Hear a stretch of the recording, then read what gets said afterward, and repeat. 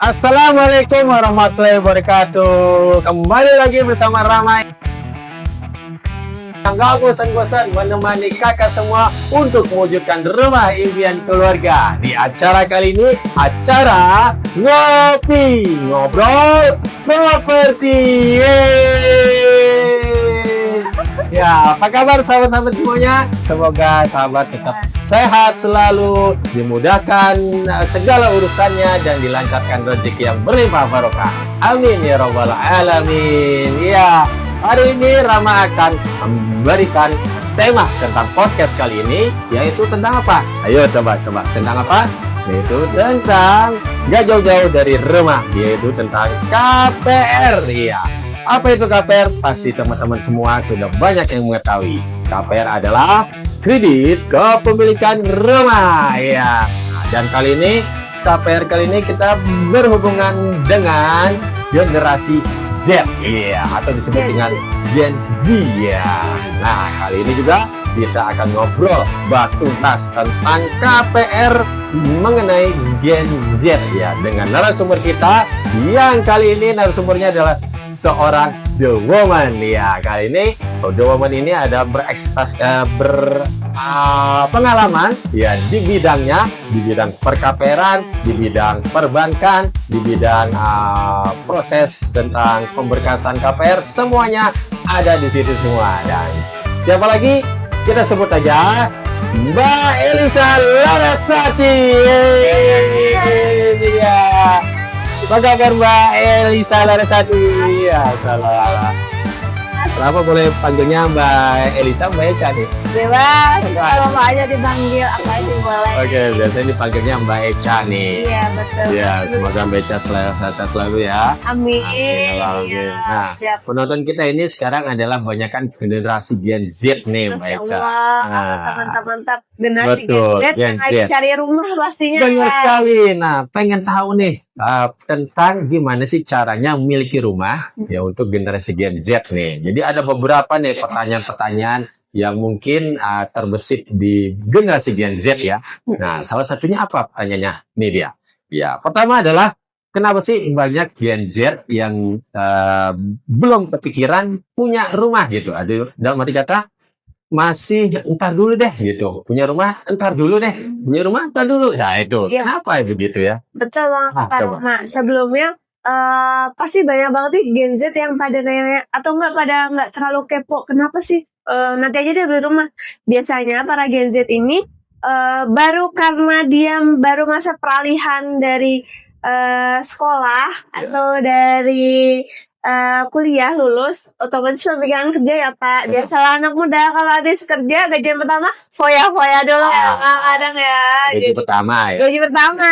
Jadi yang penting mikirin self reward dulu deh. Oh, Rumah ntar aja deh. Oh, Gitu biasanya Gen Z yang pertama. Yang kedua terkait gaya hidup Pak Rama, gaya hidup. Jadi di gaya hidup tren tahun sekarang itu banyak anak muda yang flexing.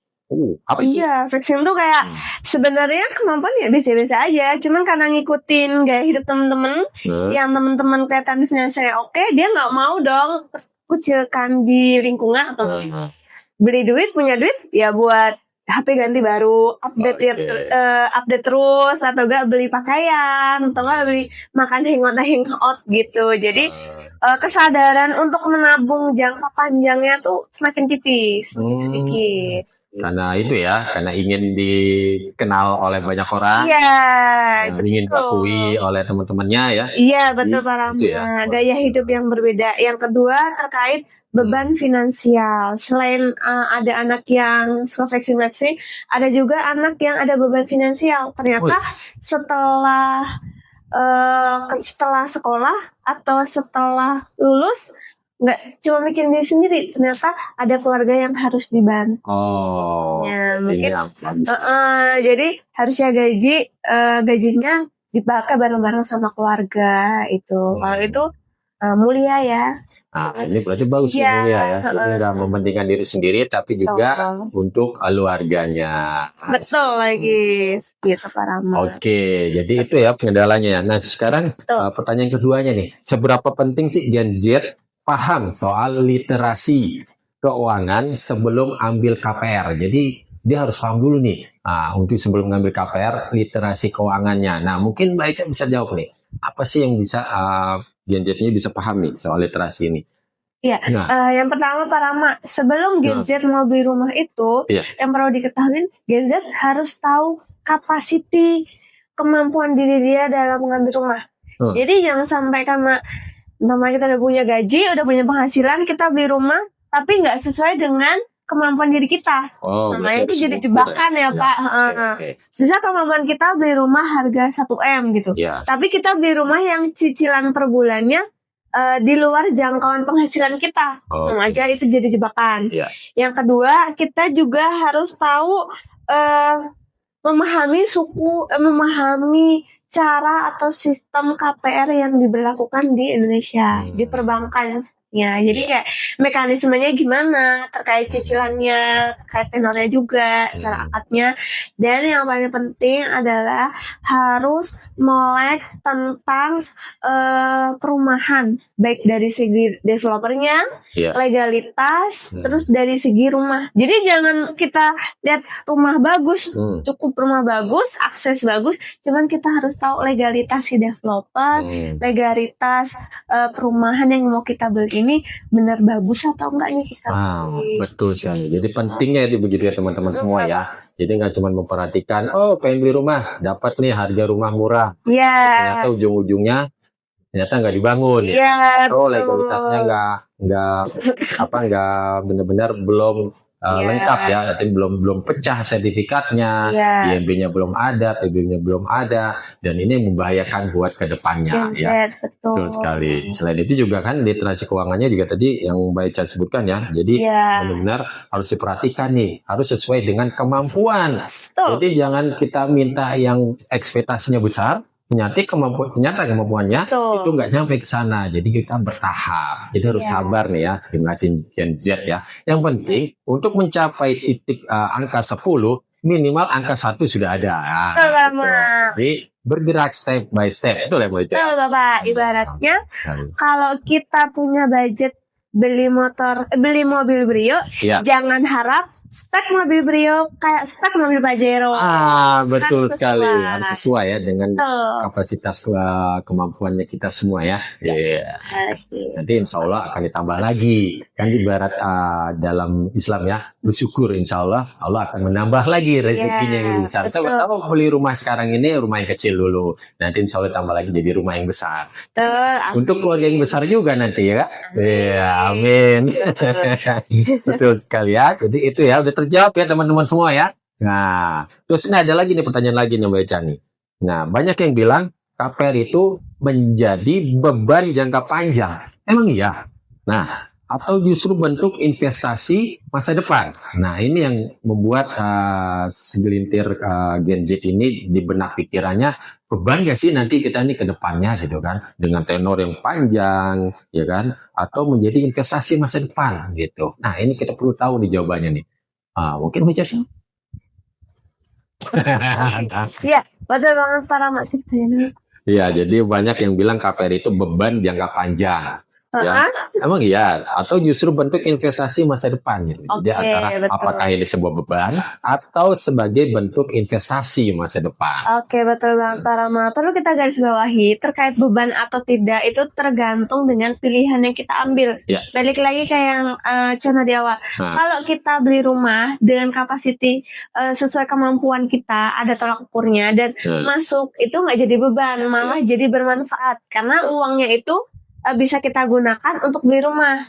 Nah, kalau kita beli rumah tapi nggak sesuai budget kita, otomatis jadi beban. Jadi bagi beban atau enggaknya tergantung pilihan dari kita dan dari kita memanajemen uang. Kalau kita udah tahu, ternyata kebutuhan paling penting atau kebutuhan primer sebagai kita anak Gen Z selain self reward, kita juga harus mikirin kebutuhan primer yaitu kepemilikan rumah, karena kedepannya kita pasti tinggal di rumah ya Pak. Jadi rumah harus jadi prioritas, otomatis kita harus menyisihkan